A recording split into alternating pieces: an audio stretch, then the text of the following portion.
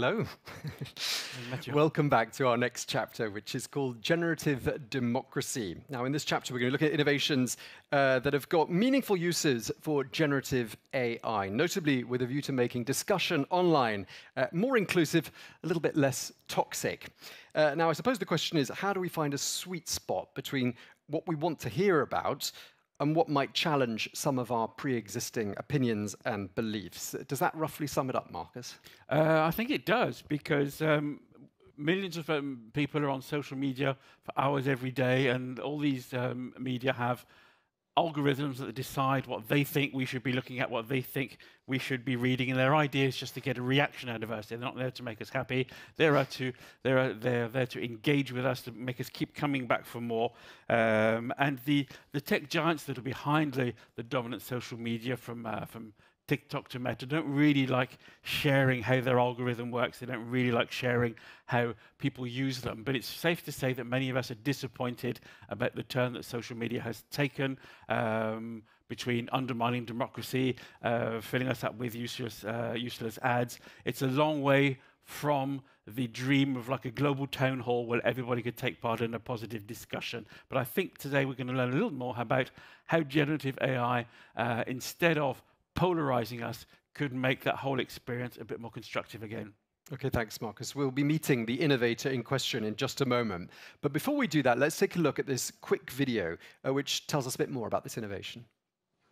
In today's digital world, social media shapes how we see things, talk about issues, and even understand each other. But what if these platforms could do more to bring us together, rather than pull us apart? Our team studies this question, seeking to understand how we can modify algorithms to reduce polarization on social media platforms and transform conversations into engaging ones.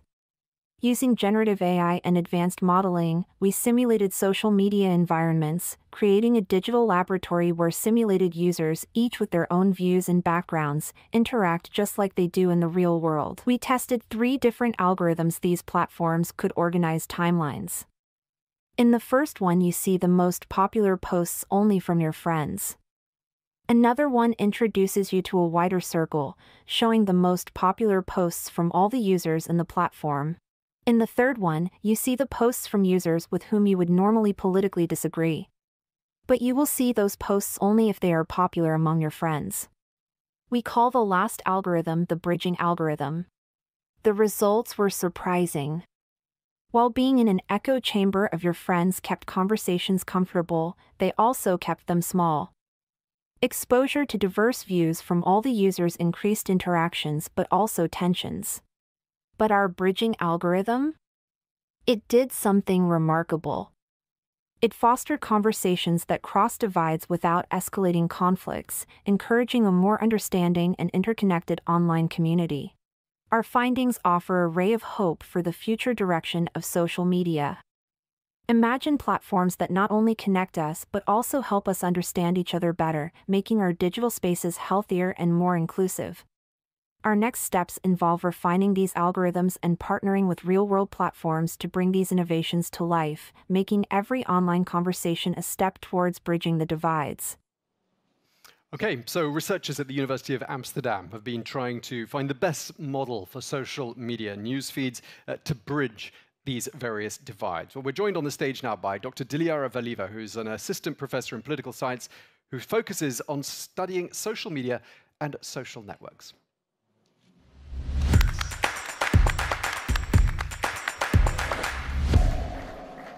Very warm welcome to you. Thanks for joining us.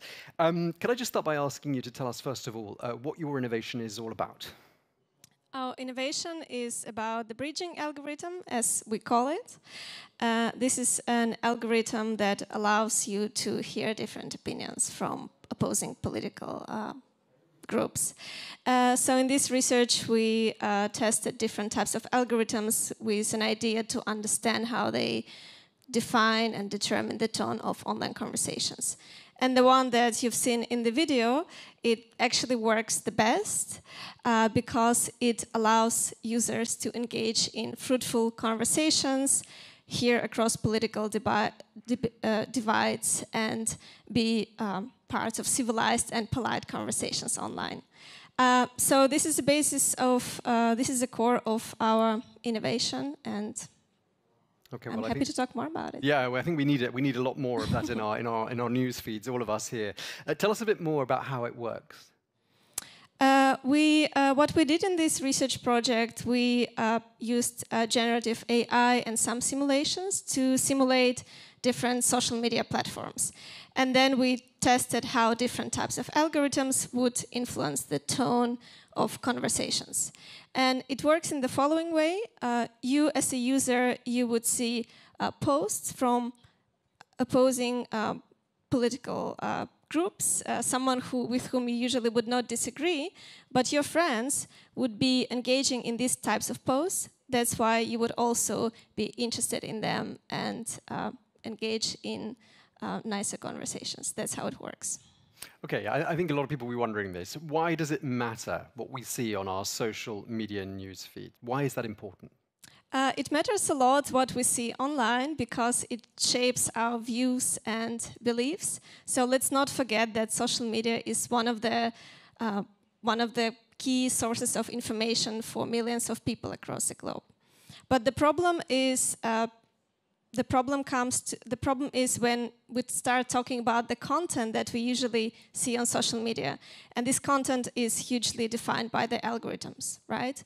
And most algorithms that we see in social media now, they show us something that we're interested in, something we like, because the algorithms analyze our past interactions and what we like, with whom we communicated, and analyze our choices. The thing is that when we see this type of content, it reinforces our existing biases, and we rarely see something from people with whom we normally would not disagree. So it leads to increased polarization in our society and does not allow us to engage in fruitful conversations. Okay, so polarized societies, I can think of quite a few of them. What you're saying is that social media has played a role in polarizing societies. Absolutely. Social media played a significant role in polarizing us. Again, this is due to algorithms that create highly curated content tailored to our interests, because most social media algorithms, they optimize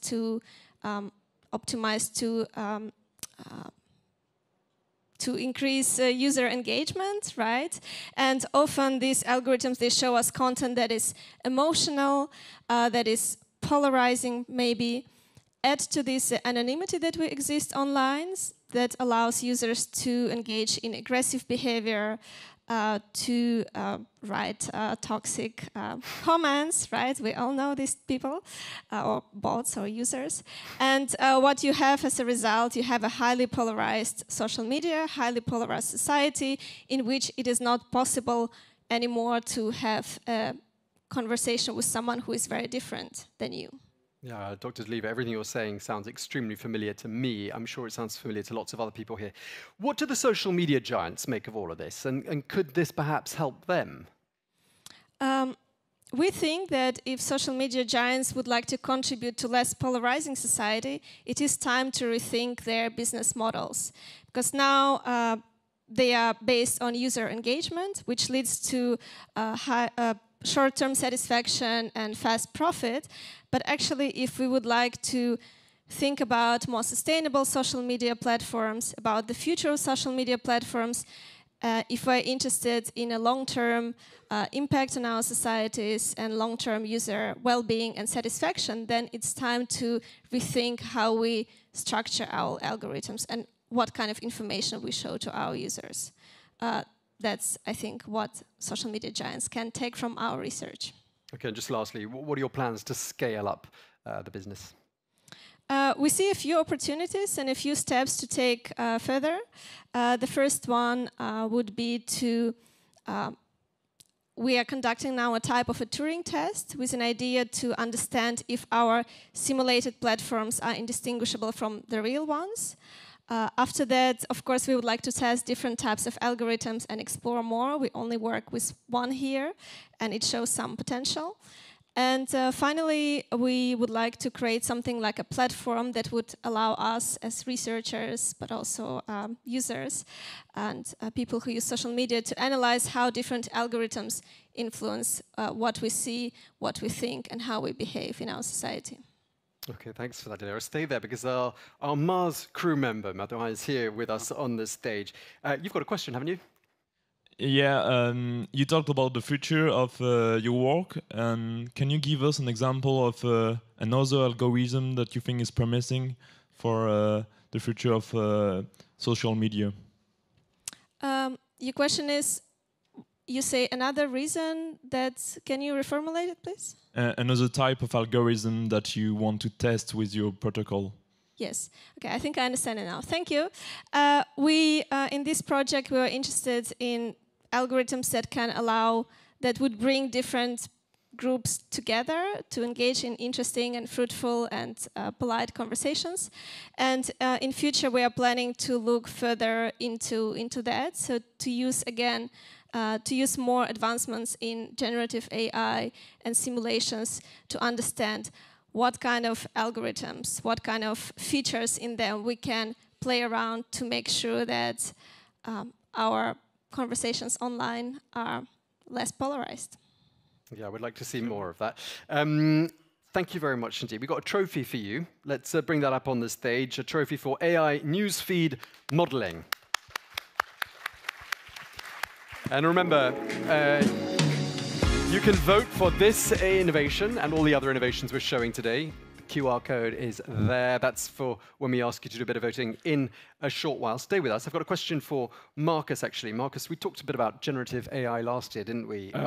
Quite a lot. Do you think it's living up to all the hype? Yes, I do. For once, the tech is living up to the hype. Maybe it's not seeing the return on investment in businesses that they were like for the moment, but who better than DeepMind with Romuald sharing the insight just a few minutes ago about the possibilities for advancing science, for creating new materials, for tackling sustainability challenges. And of course, there are risks that come with the use of AI.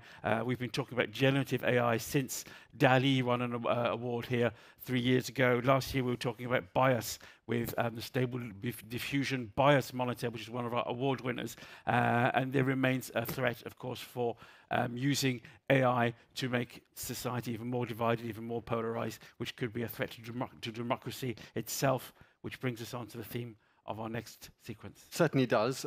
Talk of democracy there leads us to Julia, who's going to be talking about democracy and the challenges that it faces from artificial intelligence.